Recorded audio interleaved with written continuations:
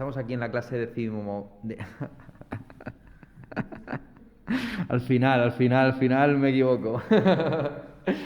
Pues estamos aquí en la clase 14ª de la tradición hermenéutica, dedicada a tiempo y narración, la última clase dedicada a este libro, las últimas páginas, 901-1038.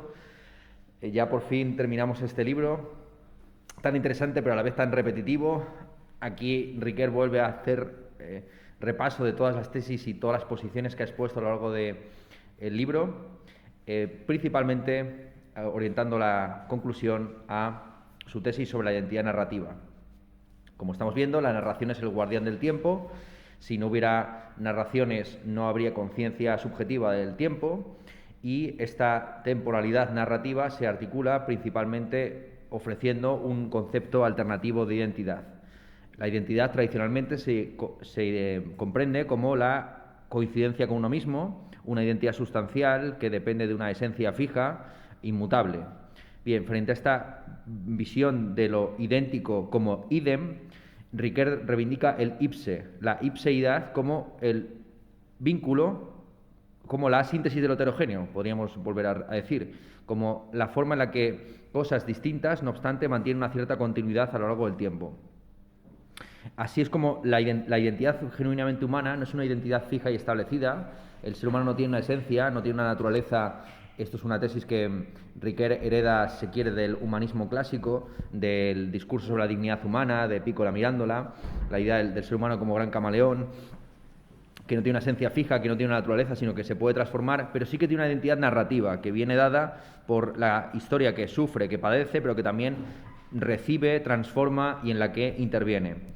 Entonces, el sí mismo que se construye narrativamente es un sí mismo examinado, sometido a constantes correcciones y rectificaciones. Como ya hemos visto, el elemento central de la historia, como forma de narración de la identidad de un pueblo, es que está siempre susceptible de ser corregida o rectificada, viendo cómo los errores del pasado son felices culpas que nos han conducido a la autoconciencia del presente. Aquí va a mantener Riquer ciertas tesis hegelianas, sobre todo las que tienen que ver con la conciencia de la libertad, pero limitando mucho la tesis de Hegel de que se puede realmente totalizar la historia desde el presente, especialmente desde el presente de la idea de libertad o de razón.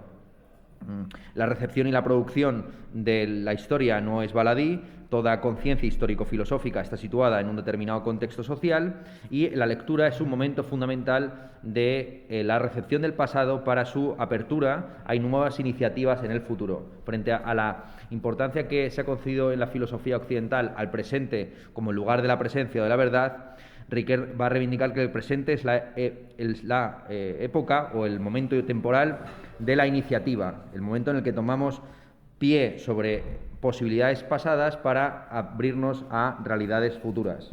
La historia funciona como una provocación. La historia nos provoca principalmente, en el sentido casi etimológico de que nos muestra la vocación que ya estaba ahí.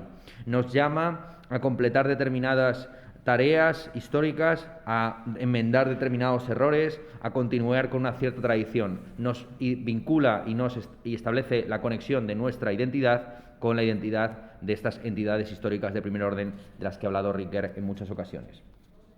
Vale.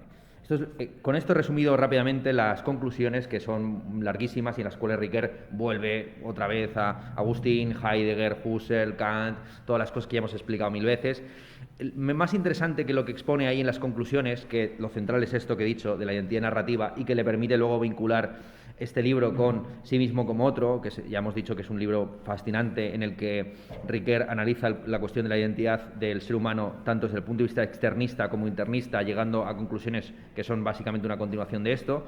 El ser humano, su identidad se compone narrativamente, no es una identidad basada en la continuidad psicológica ni en la continuidad corporal. Saben ustedes todos los debates que hay, que se heredan desde Hume o desde Locke y desde Descartes incluso, ¿no? De si la identidad, si pienso, luego existo y mi existencia consiste en mi pensar, ¿acaso desaparezco de la existencia cuando caigo en la inconsciencia o cada vez que entro en un estado de sueño? Las dos escuelas fundamentales acerca de la identidad personal son aquellas que defienden la continuidad física, la continuidad psíquica o la continuidad psicofísica. Pues bien, Para Riquer hay que superar ese tipo de categorías y entender que la identidad y la continuidad identitaria del ser humano es una continuidad basada principalmente en las narraciones con las que describimos lo que nos pasa y lo que podemos hacer en el futuro. Bien, podemos ya entonces volver a exponer pues, muchas de las cosas que ha dicho Riquer, ¿no? La importancia de la datación consiste, de datar los hechos históricos, es que permite atribuir presentes vivos a un instante cualquiera. Cuando datamos un hecho histórico, a través de la rememoración, recordamos un como si fuera presente. Las fechas asignan presentes potenciales, presentes imaginados. Los recuerdos que se acumulan en la memoria colectiva se convierten por medio de la datación en hechos reinscritos en el calendario. Aquí la sucesión de las generaciones cumple una función crucial como una prótesis de la rememoración, un dato biológico que se esquematiza socialmente. Por medio de la huella, el documento y el archivo, ya lo hemos explicado en clases pasadas, el tiempo vivido, el tiempo que tiene presente, se reinscribe en un tiempo sucesivo sin presente. Y aquí lo fundamental es el ejercicio imaginativo de la empatía, del vínculo con el otro, que permite establecer esa relación analógica entre el mismo y el otro. Sí mismo como otro, el sí mismo como otro del que hablará Riquer en el título del libro, uno de los libros fundamentales, ya lo hemos citado en varias ocasiones. La inteligencia histórica puede llevar a cabo este procedimiento justamente porque nosotros mismos hemos sido otras personas en el pasado. Igual que podemos trasladarnos a nuestra vida psíquica extraña en el pasado, podemos también empatizar o ponernos en el lugar ajeno de los demás. Aunque los historiadores ya no recurran a trucos retóricos o narrativos como los de Tucídides o los de Heródoto, que pintaban las situaciones narrativas o historiográficas atribuyendo discursos imaginarios a Pericles o a otras figuras políticas de ese tipo, a día de hoy sigue siendo fundamental para la historia el mantener una ilusión controlada, el hacer uso de una serie de mecanismos literarios que nos pongan delante de los ojos lo que nos está contando. La lexis, la elocución o dicción de la que hablaba Aristóteles en la retórica, sigue siendo fundamental en la prosa historiográfica. Y hay una serie de hechos históricos respecto a los cuales Riquer plantea la duda de si lo que necesitamos es recuerdo o historia. Y aquí hay una duda que él no va a terminar de resolver hasta que, muy avanzado en edad, en el año 2000, publique Memoria, Historia y Olvido, su última gran obra, en la cual regresará a muchos de los temas aquí planteados, incorporando buena parte de la bibliografía que surge de la Historiker Streit y dando cuenta de algo que aquí simplemente se pone de trasfondo, ¿no? A lo largo de todo el libro, al final, historia y memoria parecen, por lo menos, vincularse evidentemente en el ejercicio de la lectura, que actualiza en Mimesis 3 lo que pasó en Mimesis 2 y en Mimesis 1, pero dice Riquer que respecto a los hechos políticos o históricos recientes, no le queda muy claro si lo que realmente se necesita, insisto, es memoria o historia, o una memoria histórica. Aparentemente la historia tiene como objetivo, pues eso, comprender, no reír ni llorar, sino comprender o explicar. Pero hay una serie de hechos históricos recientes que aparentemente sí que requieren de una cierta conmemoración emotiva. La conmemoración, igual que el monumento del que hablábamos en clases pasadas, son sospechosos porque suelen contar la historia desde el punto de vista de los vencedores. Cuando alguien conmemora algo es precisamente para engarzar el pasado con el presente, para llamar a la recapitulación o a la repetición de la que hablaba Heidegger. Es inevitable que tengamos un sentimiento de veneración y agradecimiento por las personas que nos han situado en una posición privilegiada o mejor de la que se encontraban ellos. Esta es una cosa que está vinculada con la idea del progreso.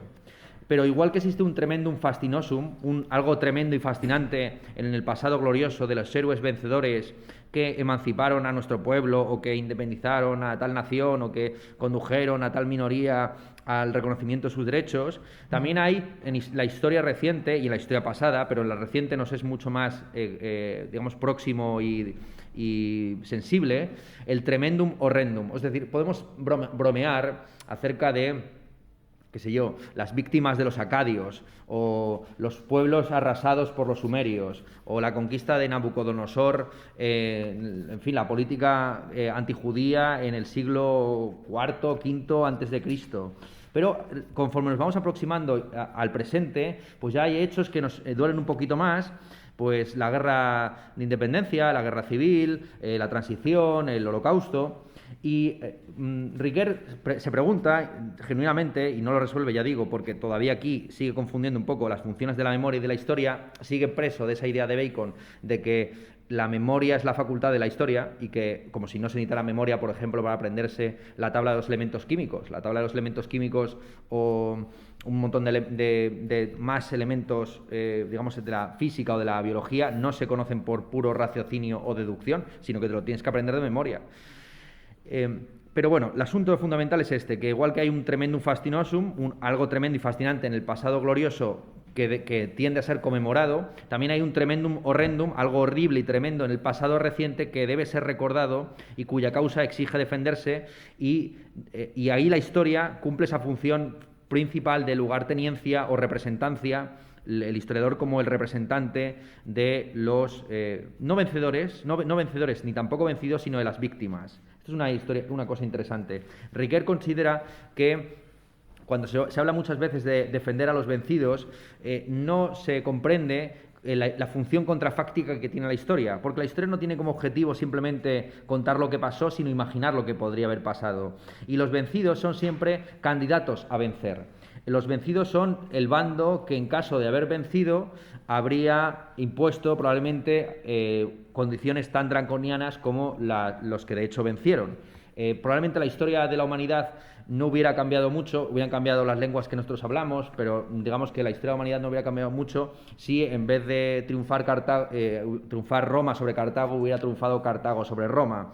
Estamos hablando de dos proyectos imperialistas sostenidos por la vía de las armas, frente a o lo mismo podríamos decir respecto a los dos bandos nacionales, ¿no? Los bandos de la Guerra Civil Española, quiero decir. Frente a esta idea de hacer una historia de los vencidos que exigen una venganza y por lo tanto un ajuste de cuentas y por lo tanto una victoria vicaria a través de los monumentos o la conmemoración, Riquer reivindica la categoría de la víctima y del superviviente. La víctima y el superviviente son la pura negatividad, la famosa Tercera España, de la que se habla en ocasiones, la España liberal, que fue aplastada y perseguida tanto por la España roja como por la España nacional, y esas víctimas, esos supervivientes, como pura negatividad, nos mantienen como testigos del mal que sucedió. Las víctimas no exigen, a diferencia de los vencidos, venganza o victoria vicaria, sino que exigen meramente recuerdo. Las víctimas de Auschwitz, dice Riquer, son por excelencia los delegados ante nuestra memoria de todas las víctimas de la historia. Entonces el horror es una veneración invertida, que comparte con ella, con la veneración, su capacidad de individuar los hechos. Esto es algo muy interesante, es decir, que no se trata de algo meramente emotivo, sino algo casi epistémico. Los actos venerables, al igual que los actos horribles, son únicos por extremos, por irrepetibles, tanto para lo bueno como para lo malo. Son inconcebibles, imposibles, increíbles, implausibles y no obstante sucedieron. Así se individúan. El problema de la referencia o el problema de la individuación de los hechos históricos no se plantea cuando hablamos de este tipo de sucesos irrepetibles en el sentido de increíbles, inconcebibles y que no se deberían repetir en el futuro.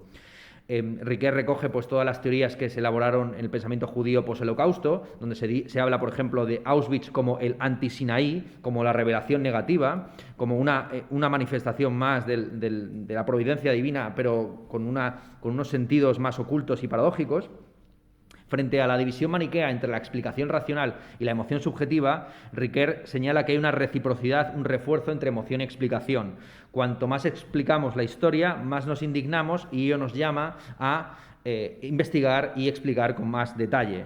Como nos sigue pareciendo increíble que sucedieran determinados hechos, nos vemos obligados a profundizar y a detallar todavía más la explicación de lo que realmente sucedió. Entonces, emoción y explicación no están en conflicto, sino que se retroalimentan constantemente. Cuanto más nos indignamos, más explicamos; cuanto más explicamos, más nos indignamos. Entonces, la ilusión histórica, esta ilusión controlada que debe hacer la historia por medio del uso de la narración, no es algo que tiene un componente meramente de adorno o cuyo objetivo es agradar o distraer o hacer agradable la lectura, sino que por medio de la ilusión controlada de la narración, la historia individúa el hecho histórico al ponerlo delante de nuestros ojos como horrible o como venerable. De no ser porque le damos un elemento intuitivo, estético, a la historia, a través de la ficción o de los recursos de la ficción y de la narrativa, este elemento emocional de los hechos históricos se nos perdería. Lo que tiene que hacer el historiador es dotar de emocionalidad esas entidades históricas de primer nivel que, si no las viéramos a través del prisma de la narración, se nos perderían en su inmensidad. Digamos que la historia quiere combatir ese dicho atribuido a Stalin de que la muerte de una persona es una tragedia y la muerte de 1 millón una estadística. El objetivo de la historia es contar e individuar, por medio de ciertas emociones manejadas narrativamente, la tragedia que supone la muerte de 1 millón de personas. Se trata de pasar más allá del cómputo a la leyenda, a la trama sobre las víctimas. Aquí Riquer contrapone la epopeya, que es el discurso admirable de los héroes que se conmemora y que establece relaciones filiales o genealógicas respecto a los gobernantes del presente, frente a la leyenda, que es la conmemoración del horrible, de la situación de las víctimas, como algo que es inolvidable en el doble sentido de que no lo podemos olvidar y que no deberíamos olvidarlo. El ejemplo que pondría también sería, piensen, por ejemplo, cómo se deberá contar la pandemia del COVID-19 que estamos ahora atravesando. Para nosotros ya 1 año y casi 2 de pandemia que llevamos, no, 2 totalmente, el tiempo ha pasado muy rápidamente o muy lentamente, depende del mes o de la semana cómo te haya ido, pero digamos que para nosotros ya la pandemia es un ruido de fondo, es una serie de hábitos o de costumbres, pues ponerte la mascarilla cuando sales de casa, lavarte las manos si lo sigues haciendo, en fin, determinadas conductas o hábitos que se han convertido en una memoria inconsciente que llevamos con nosotros, pero que no le prestamos una atención tan relevante e importante como la que tendrá probablemente dentro de, no sé si 20 o 30 años. Lo que desde luego sucederá a corto plazo es un olvido y un intento de, no tratar este tema. En la industria editorial se ha visto claramente. Ya los editores dejaron de publicar libros sobre el tema de la pandemia y la pandemocracia y todo este tipo de cosas hace aproximadamente como 3 o 4 meses, más o menos en la última gran jornada de libros, la última reentrée ha sido la última jornada de este tipo de publicaciones. Olvídense de ellas hasta dentro de 20 o 30 años, que será cuando de repente la gente diga increíble lo que pasó en el año 2020, 2021 y probablemente lo que nos quede. Bien, entonces, ahora mismo estamos en un contexto chato, cegado, entre otras cosas, por la llamada paradoja de la prevención, que supongo que ustedes conocerán, ¿no? Cuanto más se prevé y se previene un mal, la gente más protesta al no experimentar el mal.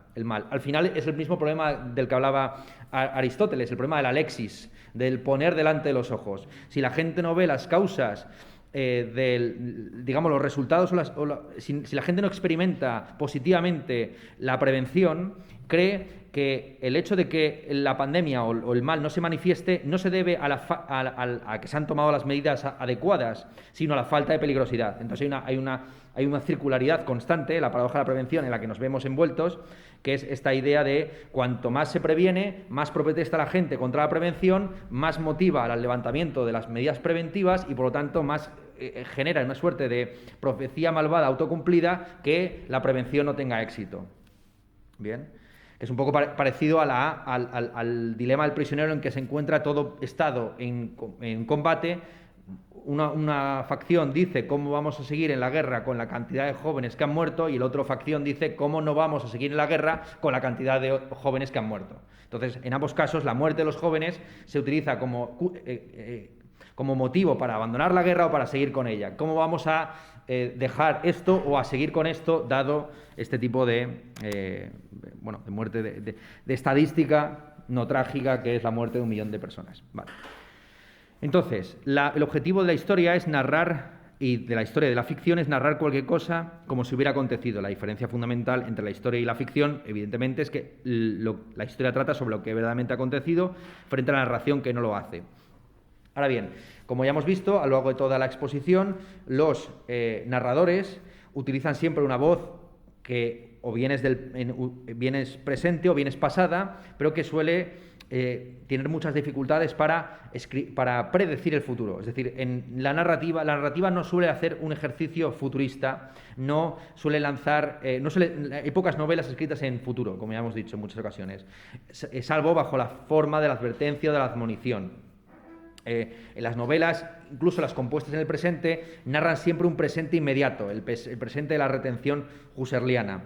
Y entrar en la lectura supone en muchas ocasiones entrar en el pacto del lector y el autor, donde los hechos que se narran son pasados, al menos respecto a la voz narrativa. Hay una cuasi historia dentro de la ficción que da al pasado esa viveza que hace del todo gran libro de historia una obra literaria maestra.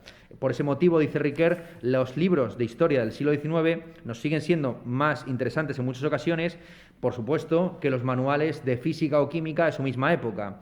Y no porque a través de esos libros de historia comprendamos el siglo XIX, porque también a través de los manuales de física y de química podemos saber mucho acerca de los prejuicios cientificistas o positivistas de la época. No, hay un elemento literario que tiene que ver con la capacidad evocativa que le da la literatura a lo escrito. Y aquí Riquer expone una cosa que se había guardado debajo de la manga y que por fin saca, que es el asunto de cuál es la relación que existe entre la poesía y la filosofía en la poética de Aristóteles. Ustedes recordarán seguramente aquel dicho de Aristóteles según el cual la poesía es más filosófica o más científica que la historia porque se ocupa de lo que pudo haber sucedido y no de lo que sucedió efectivamente. Esto es una sentencia o una tesis que es muy comprensible dentro de la gnoseología aristotélica para quien la ciencia se ocupa de lo general. Si la ciencia se ocupa de lo general, no de lo particular, la historia es menos científica o filosófica que la poesía, porque la historia no se ocupa de lo que necesariamente sucedió, sino de lo que contingentemente y particularmente ocurrió.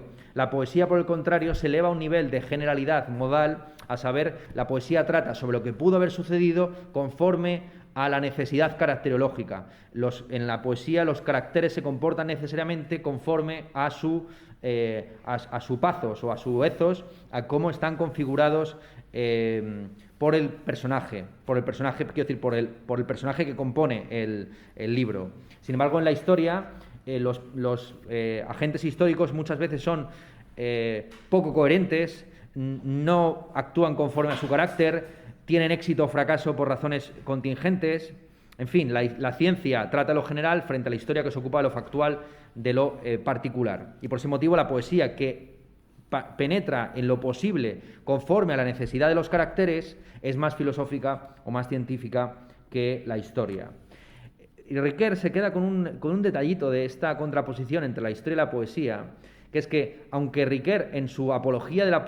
aunque Aristóteles en su apología de la poesía no hace referencia al pasado, a continuación celebra la decisión que toman los poetas habitualmente, los trágicos, de tomar de la tradición los nombres de los protagonistas de sus historias o de sus tramas. Ya hemos dicho en muchas ocasiones que para Aristóteles puede haber una tragedia sin personajes pero no sin acción. Los personajes se definen por las acciones que realizan y los poetas primero configuran una trama de acciones que conducen de la fortuna al infortunio y posteriormente le ponen etiquetas, le ponen nombres.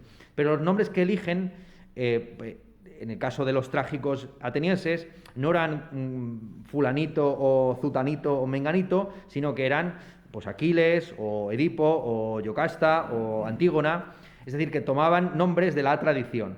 Y Aristóteles celebra ese tomar nombres de la tradición porque no hay nada más persuasivo o verosímil que lo que realmente ha tenido lugar. Y si la gente cree que ha tenido lugar realmente la guerra de Troya o el ciclo tebano, entonces resulta más verosímil y por lo tanto plausible y por lo tanto concebible como posible lo que efectivamente sucedió. Es decir, que aquí Aristóteles, que aparentemente había desconectado y contrapuesto la poesía, la narración, a la historia, tema central de todo este libro, finalmente los pone en conexión. No hay nada, o sea, sabemos que algo es posible porque realmente sucedió. O sea, hay mucho campo de lo que pensamos como posible que en realidad es imposible. Podemos imaginarnos las aventuras del decaedro regular y hasta que de repente nos enseñen un poco de geometría y nos descubramos que no puede haber un decaedro regular brindando el día de Navidad o haciendo determinadas cosas, ¿vale? Entonces, la poesía se vuelve verosímil acercándose o aproximándose o imitando lo que factual. Para los griegos ya saben que había un debate, sobre todo lo tenía con la escuela de Megara, acerca del asunto de si todo lo que sucedió en el pasado era necesario o no. La visión que tenían los de la escuela de Megara es que todo lo que ha sucedido, por el hecho mismo de suceder y ser irreversible, imposible de cambiar, ya es necesario. En Aristóteles, como saben, hay unas posiciones mucho más matizadas. Él aceptaba la posibilidad de la contingencia hacia futuro, la famosa batalla naval que podrá o no podrá suceder mañana. Hay futuros contingentes y por lo tanto se presupone también que debe haber pasados contingentes, al menos desde la perspectiva de los agentes que lo realizaron. Si es contingente que mañana haya una batalla naval o no, también debió ser contingente que hubiera tal o cual batalla naval. Bien, la historia lo que hace es evaluar posibilidades partiendo de o aproximándose a lo verosímil. Lo verosímil es lo que, siendo posible, se aproxima a lo necesario. Bien. La verosimilitud se debe entender como coherencia, no como adecuación. Y aquí Riquer contrapone la imitación como el pegarse a los hechos efectivamente sucedidos de la mímesis, que es la reconfiguración en el plano mímesis 2 de ese pasado posible escondido en el pasado efectivo. Libre del condicionamiento exterior de acudir a las huellas, a los documentos y al archivo, el poeta puede configurar una historia verosímil, coherente, que se ata a determinados valores o a determinados mensajes. Ya lo hemos dicho muchas veces, el poeta es libre negativamente porque está liberado de la necesidad de apelar al documento, al archivo o a la huella, pero también es libre positivamente porque está liberado para construir o componer narraciones coherentes o posibles y formas alternativas de concebir la temporalidad y la identidad. Bien. Y aquí es donde aparece finalmente la cuestión de la tentación hegeliana. Y es curioso que justo suceda en este punto donde exponga lo de la tentación hegeliana, porque es de donde provienen buena parte las teorías coherentistas de la verdad. Como estamos diciendo, para Riquer la diferencia entre mímesis y imitación se podría simplificar a que la imitación es la adecuación del pensamiento a la cosa frente a la mímesis, que es la coherencia interna del relato, de la narración. ¿Vale? Entonces, de Hegel provienen a través de los idealistas británicos, esto es algo que no se suele contar muy a menudo, las teorías principales de la verdad como coherencia. Las dos grandes teorías, como ustedes saben, es que la verdad es o la adecuación del pensamiento a la cosa o la coherencia entre nuestras proposiciones. Pues es precisamente de una cierta interpretación del dictum hegeliano de que lo verdadero es el todo que idealistas británicos como Bosanquet, Bradley y compañía construyeron las primeras teorías coherentistas de la verdad. Las primeras, no las primeras, sino las primeras que se llamaban explícitamente así y que luego han sido recibidas como tales en la tradición. Entonces, vamos con la tentación hegeliana. La tentación hegeliana, ya la expusimos brevemente en la clase pasada, es la tentación de justificarlo todo, de buscar una totalidad, una idea filosófica que totalice el tiempo, tanto presente como pasado como futuro, permitiendo hasta la predicción de lo que va a suceder, bajo el lema famoso de que todo lo real es racional, todo lo que ha sucedido es racional y todo lo racional será real. Todo lo que contemplamos como racional filosóficamente a día de hoy será verdadero en un futuro. Saben que es la vuelta que le dio Engels al lema hegeliano en un texto de la época tardía. Creo que se titula algo así como Karl Marx y el fin de la filosofía clásica alemana. Entonces, la tentación hegeliana es esto, básicamente, de la totalización de la historia. Hegel, en las lecciones de filosofía de la historia, establece que hay diversos niveles de elaboración historiográfica. En el nivel más bajo tenemos lo que Hegel llama la historia original o primigenia, que es aquella que se ha elevado más allá del nivel de la leyenda, del mito, de los rumores, constatando aquello que está delante de sus ojos por medio de un lenguaje compartido. Este es el tipo de historia que compone la humanidad una vez que ha descubierto la escritura y que tiene formas de organización política que permiten la contraposición de opiniones, no como el dominio omnímodo de unos pocos sobre muchos. Este es el tipo de historia que se compone en Grecia pues con Heródoto, Tucídides, con Jenofonte, quienes dan muestra de haber estado en los lugares de los que hablan y ponen, aunque citan o mencionan determinados mitos, siempre los ponen entre paréntesis, los consideran simplemente como opiniones o como costumbres de determinados pueblos. Este es el primer nivel de la historia, el nivel de la historia que se ha elevado más allá de los mitos, tomándolos ya simplemente como opiniones de los pueblos y contrastando las diversas fuentes para intentar llegar, y sobre todo constatando empíricamente, individualmente, lo que sucedió o cómo está determinado terreno, para ver si fue posible o no determinada batalla o no. Por encima de esta historia primigenia u original, la de Heródoto, Tucídides, Jenofonte, tenemos la llamada historia reflexiva, que es aquella que introduce ciertas etapas en el desarrollo histórico y concibe el paso del tiempo no como la repetición cíclica de lo mismo, sino como una transformación que establece cortes y al mismo tiempo que genera ciertos elementos de continuidad entre el pasado y el presente. Para Heródoto, para Tucídides y para Jenofonte, la historia se repite constantemente, hay una serie de principios que regulan la historia todo el rato. Frente a esa visión cíclica primigenia o primitiva, original, tenemos esta historia reflexiva que en un primer nivel se expresa como historia universal o general, también podemos llamarlo allgemeine Geschichte. La allgemeine Geschichte no se debe confundir con la Weltgeschichte. Weltgeschichte se traduce tradicionalmente como historia mundial. Para Hegel, la historia filosófica es una historia mundial, una historia que totaliza la idea de mundo con un concepto filosófico. Frente a la historia universal, por el contrario, es el nivel más bajo de la historia reflexiva, es una historia que ya reflexiona sobre el paso del tiempo, pero que lo hace en un nivel muy primitivo y muy abstracto, estableciendo etapas de manera artificiosa, por medio de conceptos genéricos o abstractos, como podrían ser las entidades históricas de tercer nivel. ¿Se acuerdan de aquello del romanticismo, el renacimiento, el barroco?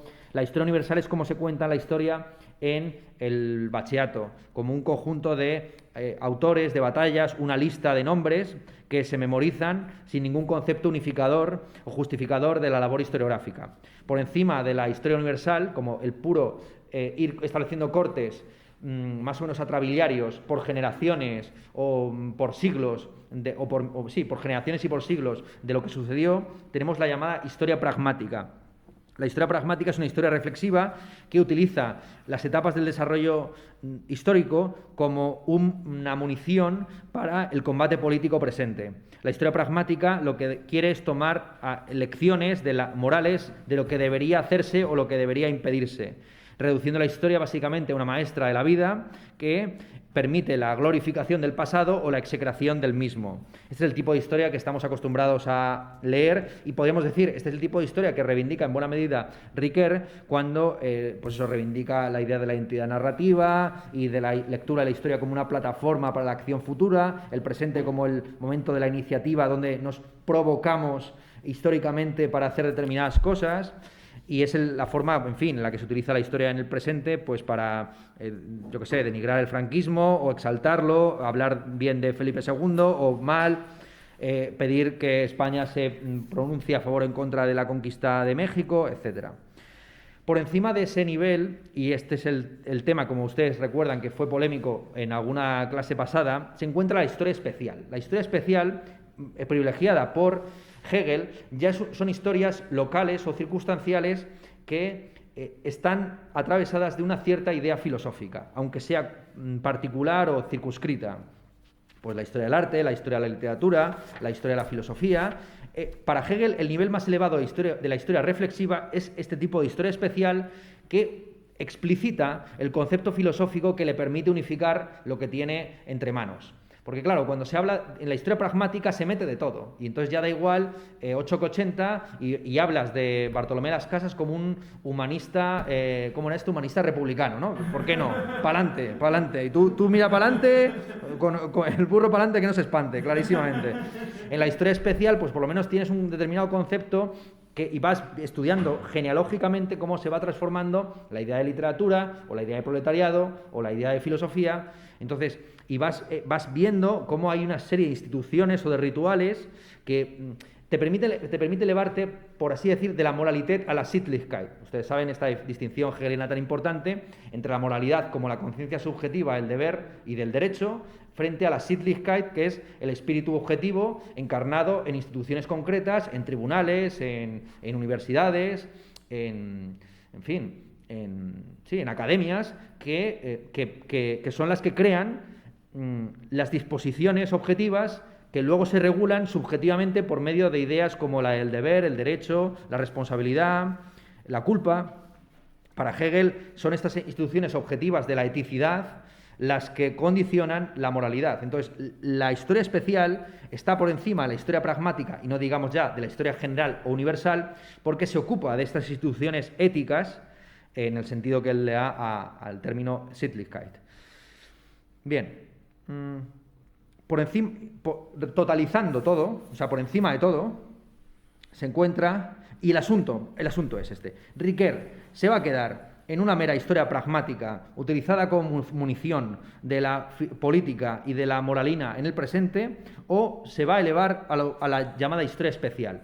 Y este es al final el asunto: si va a privilegiar la historia que trata sobre la cultura, encarnada en instituciones concretas con sus costumbres, sus hábitos, etcétera, o si va a hacer una historia más general, pero más abstracta, basada en principios morales que tienen que ver con una identidad narrativa no totalmente definida institucionalmente, ¿vale? Ya, la contraposición entre la historia que trata de entidades de segundo nivel, la que trata de primer nivel, los pueblos, las civilizaciones, la sociedad, o los de segundo nivel, que son eso, la filosofía, el arte, la literatura, ¿vale?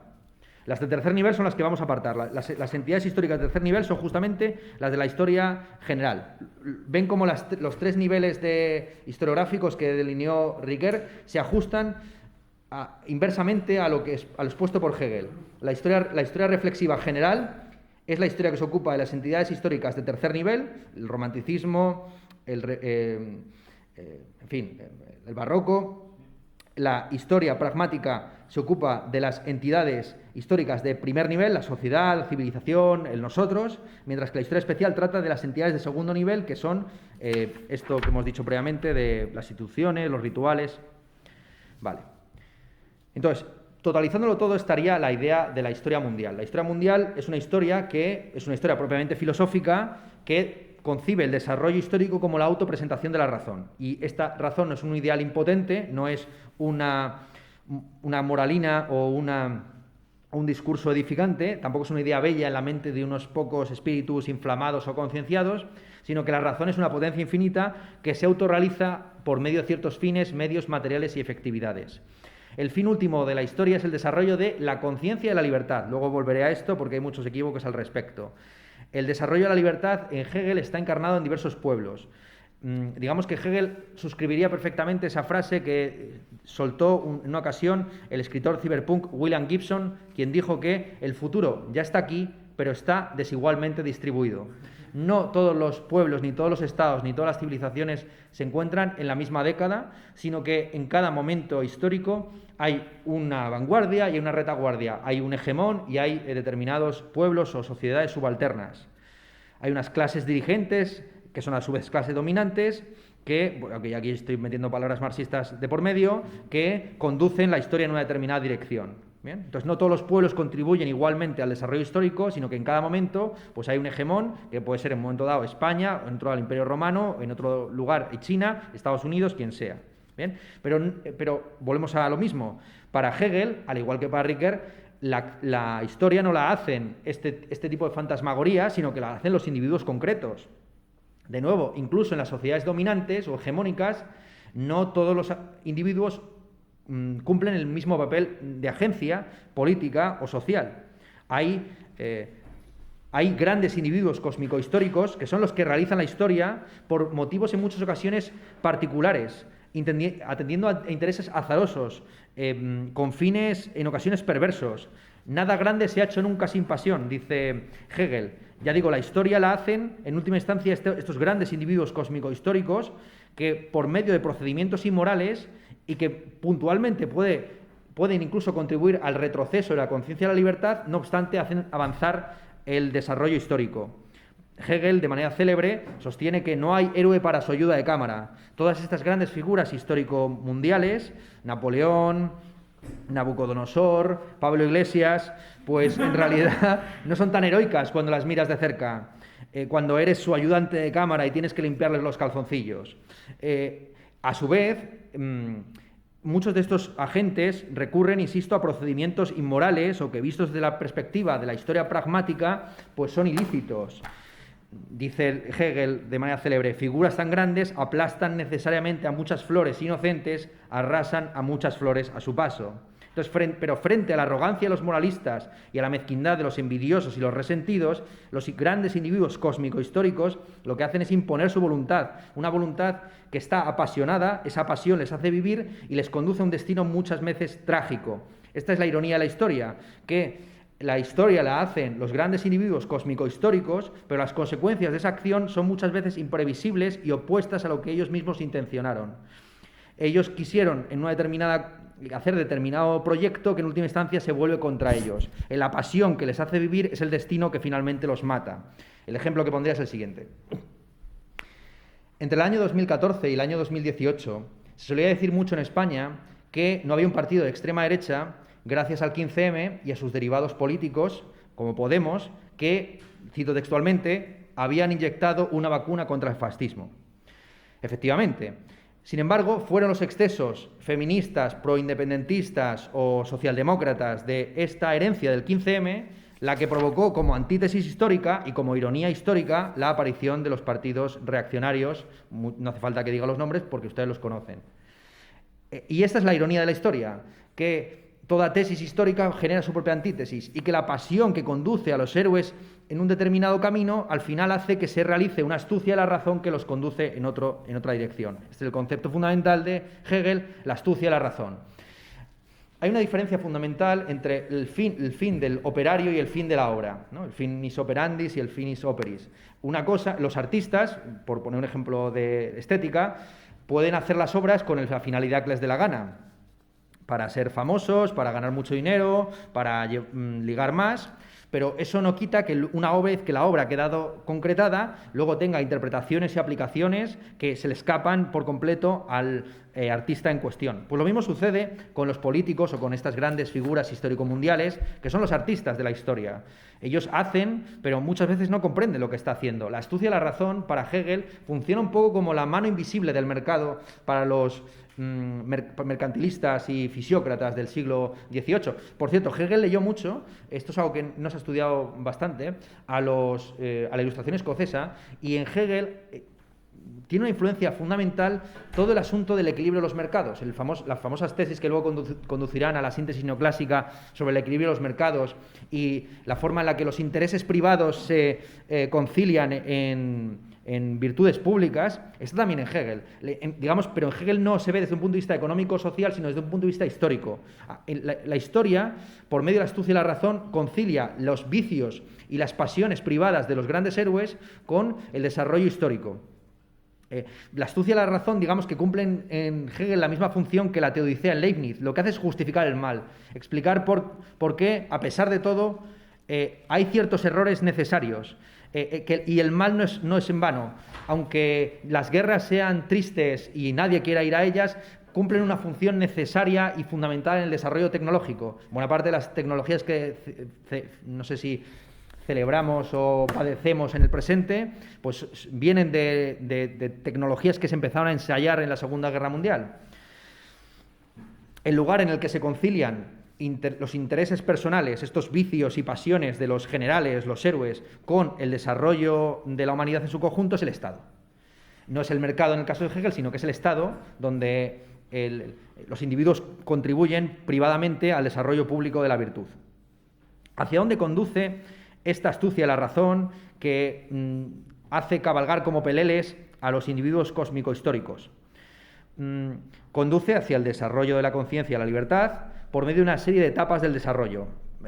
Riquet se centra en esta expresión, que yo creo que es una expresión sobre la que uno se debe centrar bastante, la idea de etapas del desarrollo. Es cierto que para los la escuela hegeliana al final, cuando en su disolución, en su vulgarización, sobre todo se convirtió en una teoría que justificaba todo lo justificable, apelando a estas etapas del desarrollo donde, pues eso, antes de llegar al comunismo, todo pueblo debe desarrollar previamente una sociedad mercantil capitalista. Lo bueno del último Marx, como es sabido, en la correspondencia con Vera Zasulich, la nihilista rusa, fue cuestionar este etapismo de la vieja filosofía hegeliana, según la cual la historia no hace saltos, sino que va siguiendo siempre progresivamente las mismas etapas del desarrollo.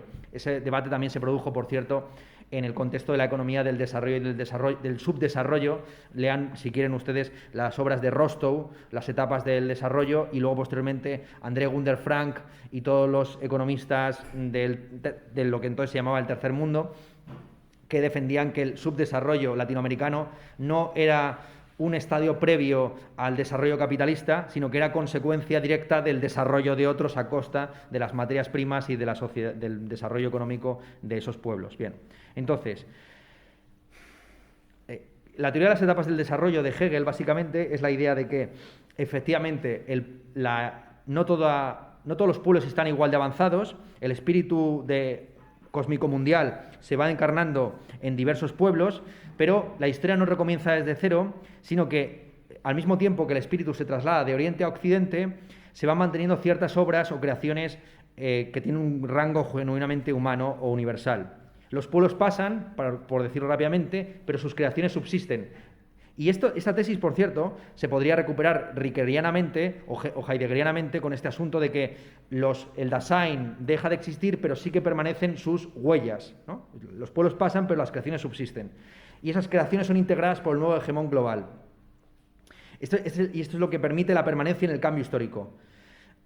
Todos los imperios que ha habido en Europa, por ejemplo, se han apropiado de la Ilíada en una dirección o en otra. Pues, por ejemplo, creando otros poemas épicos basados en la composición de Homero, como puede ser la Eneida, reinterpretando el conflicto entre aqueos y troyanos como el conflicto entre españoles y mexicas, o entre estadounidenses y fundamentalistas islámicos. El objetivo de la historia, ya lo hemos dicho, es la conciencia de la libertad. La frase es: la historia del mundo representa las etapas del desarrollo del principio, cuyo contenido es la conciencia de la libertad.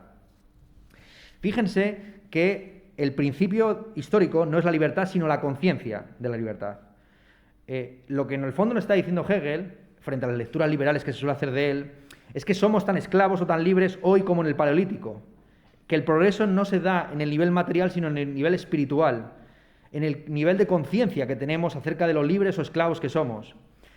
Para Hegel, el comienzo y el final de la historia son lo mismo, solamente que al final de la historia tenemos más conciencia, somos más reflexivos acerca de nuestras limitaciones o nuestras ilusiones. La conciencia de la libertad se puede entender en muchas ocasiones como la comprensión de nuestras limitaciones. Para Hegel, al final, al igual que para Spinoza o para los estoicos, la libertad es la conciencia de la necesidad. El comienzo y el fin de la historia están unidos en Hegel por medio de esta idea de la libertad.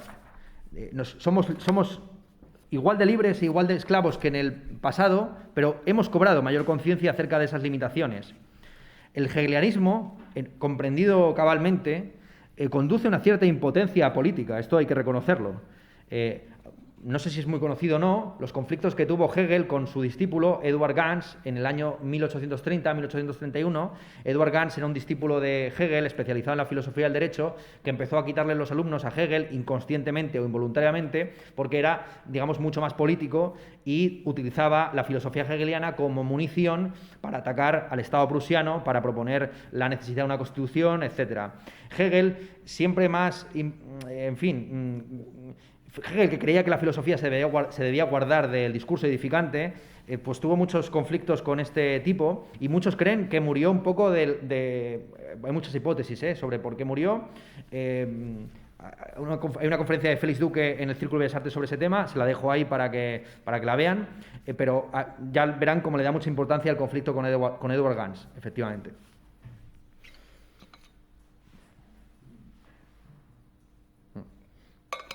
Entonces, ¿cómo superar la tentación hegeliana?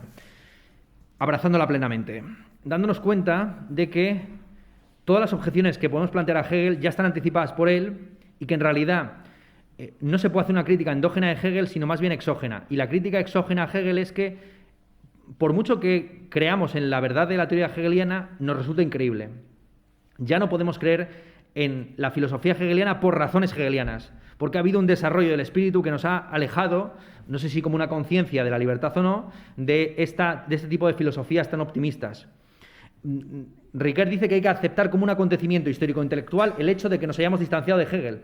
Ha sido la historia la que nos ha alejado de Hegel, no nosotros los que nos hemos encontrado una falla o una refutación de la filosofía hegeliana.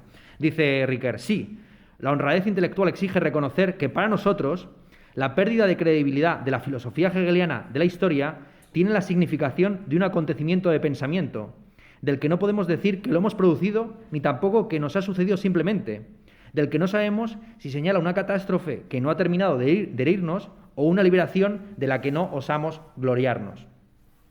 Esto no quiere decir que no se hayan formulado críticas contra Hegel, lo que quiere decir es que la mayor parte de estas críticas son unilaterales y no tienen en cuenta el carácter dialéctico del pensamiento hegeliano. Por ejemplo, se suele criticar mucho a Hegel como defensor del Estado prusiano. Esto no entiende o no comprende la posición que tenía en concreto Hegel respecto a la restauración del antiguo régimen en el contexto alemán.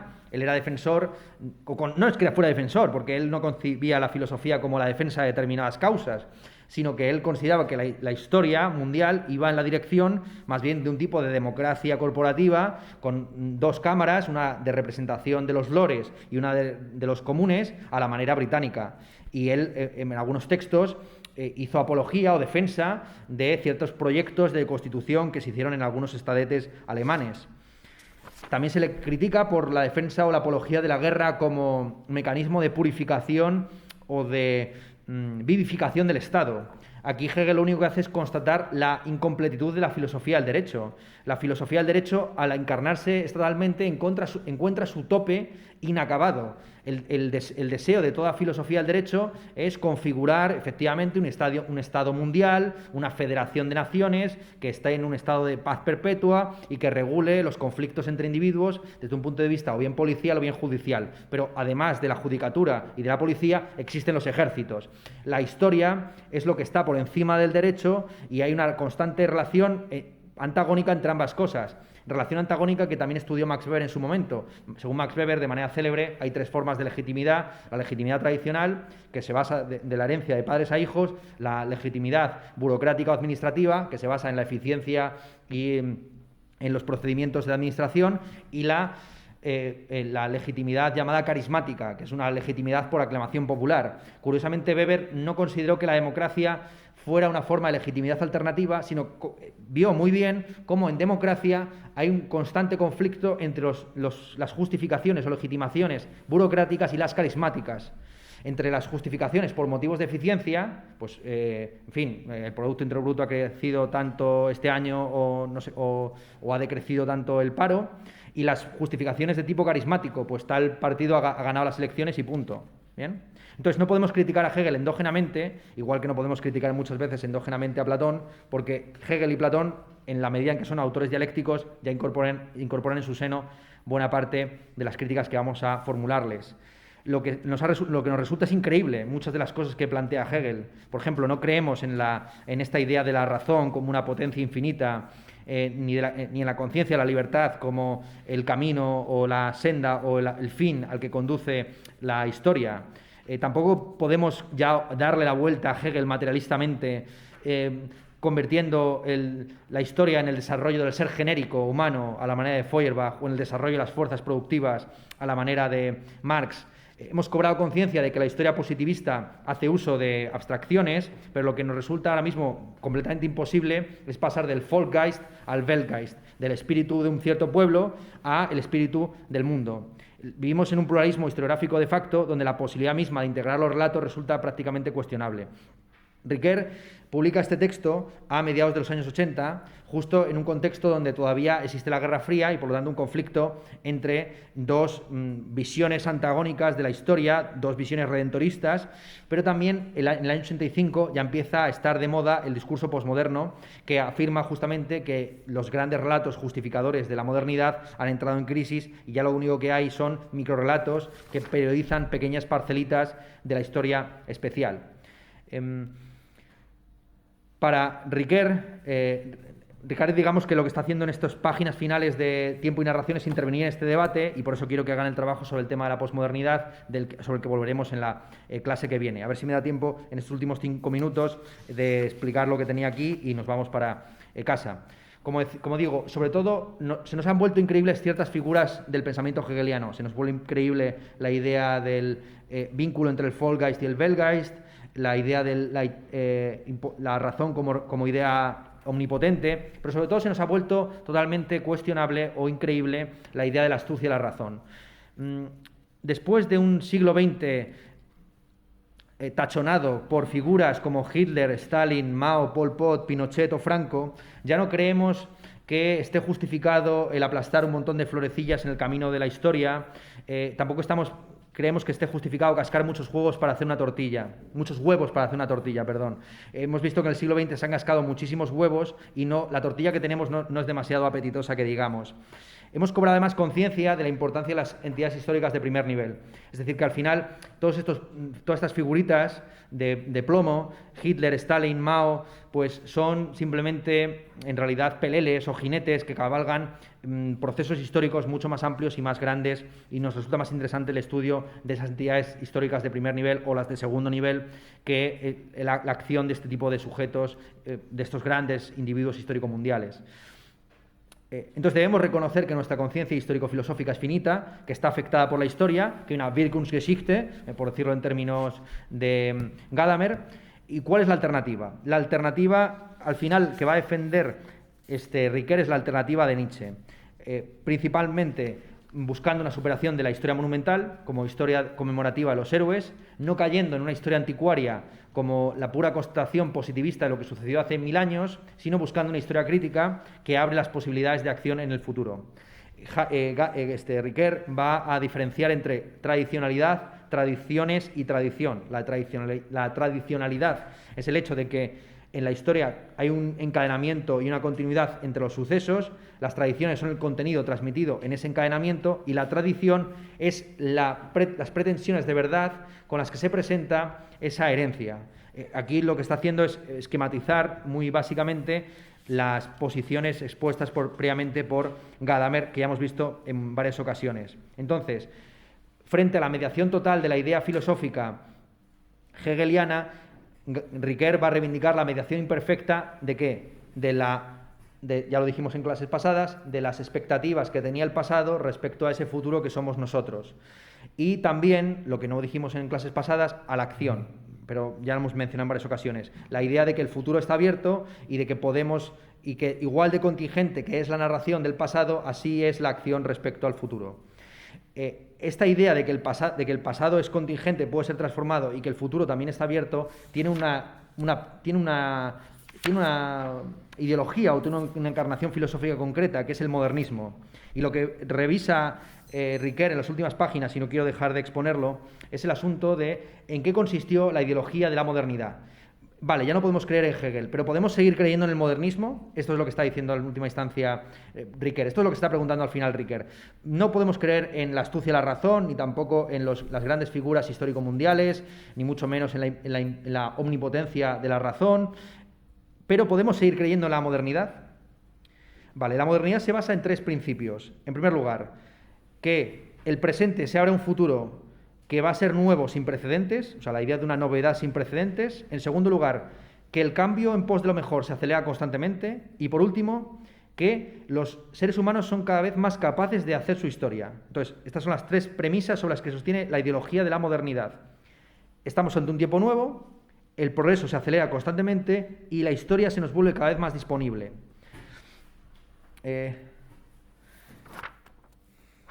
Pues de estos 3 principios, Riquer no cree, evidentemente, en el segundo, o sea, no cree, por razones anti-hegelianas, si se quiere, que haya un progreso creciente hacia lo mejor, pero sí que mantiene como un proyecto inacabado esta idea de que estamos ante tiempos nuevos y que la historia se nos vuelve disponible. La historia se nos vuelve disponible precisamente por medio del ejercicio del recuerdo, viendo cuáles son las posibilidades no realizadas en el pasado y que podemos actualizar hoy día. La posmodernidad, tal y como la concibe Riquer en estas últimas páginas no es una superación del proyecto moderno, sino un momento de crisis interna a la modernidad. Toda esperanza política que tenga algún interés en el presente, dice Riquer, debe contemplar la humanidad como un singular colectivo, debe buscar como horizonte último de la emancipación el conjunto de la humanidad. Ahora bien, junto con el desarrollo de los derechos, también debe haber un derecho al disidente frente al desarrollo o al progreso. Y por último, dice, y ya con esto cierro, no les doy más la turra, hay que reabrir el pasado, reavivar en él las potencias incumplidas, prohibidas, incluso destrozadas. En una palabra, frente al adagio que quiere que el futuro sea abierto y contingente en todos sus aspectos y el pasado cerrado y unívocamente necesario, hay que conseguir que nuestras esperas sean más determinadas y nuestra experiencia más indeterminada.